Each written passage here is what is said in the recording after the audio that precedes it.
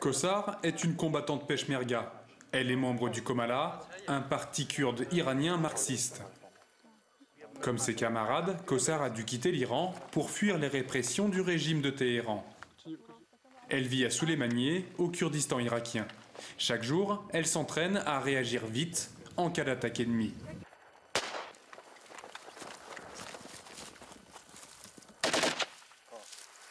At fight with so many enemies, with IS and Iran, of course, we are a position of Iran. Then we are in danger and we have to be ready and aware all the time. Kossar est prête à combattre, mais elle n'en a pas le droit.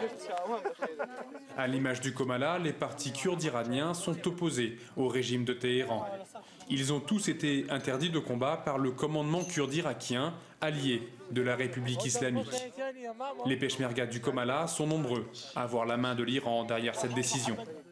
Mais il en faut plus pour arrêter Kossar. Le lendemain, malgré les ordres de sa hiérarchie, Kossar a décidé de partir se battre. We are going to the front. Ouais. Kirkuk. Yes. Kossar est heureuse. Comme ses camarades, elle souhaite depuis longtemps combattre les djihadistes de l'organisation de l'État islamique. They are extremists and we are against every extremist ideology because they don't believe any humanity and women's rights. À l'approche du front, on nous impose la présence d'un officier. Il nous emmène dans une zone sécurisée et calme, tenue par les Kurdes irakiens depuis plusieurs semaines. Kossar ne combattra pas. I love to have a chance to fight them, but it seems that there's no fight right now. Yeah, a little bit. À 50 mètres de notre position, nous apercevons les drapeaux de l'organisation de l'État islamique. Kalachnikov pointé en direction de l'ennemi, les peshmergas du Komala immortalisent le moment. Le couple quitte la zone. Il sera resté 10 minutes sur le front et n'aura pas tiré un seul coup de feu. Tout a été fait pour empêcher le Komala de combattre. Mais Kossar est tenace. Elle tente à nouveau sa chance dès le lendemain. Cette fois-ci, les peshmergas du Komala vont rejoindre directement la zone de combat, un peu après Kirkuk. Ils tentent de franchir le dernier checkpoint au culot. Bonjour, ça va bien? Nous avons rendez-vous avec Wastar Rasoul, le responsable de la zone. C'est là, après le pont. Après le pont, à droite? Oui, il y a un groupe de combattants et c'est juste un peu plus loin. C'est gagné, nous pouvons passer.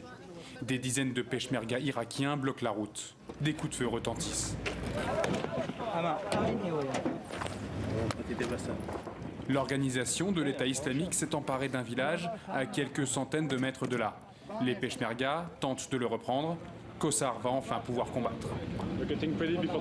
Yeah. This is the chance. This is the right time. You're scared? Scared? I'm human. That's normal, but not that much. But I'm ready. Les Kurdes du Komala profitent de la confusion ambiante pour se joindre au combat. Kossar se met en place, elle peut enfin faire la guerre.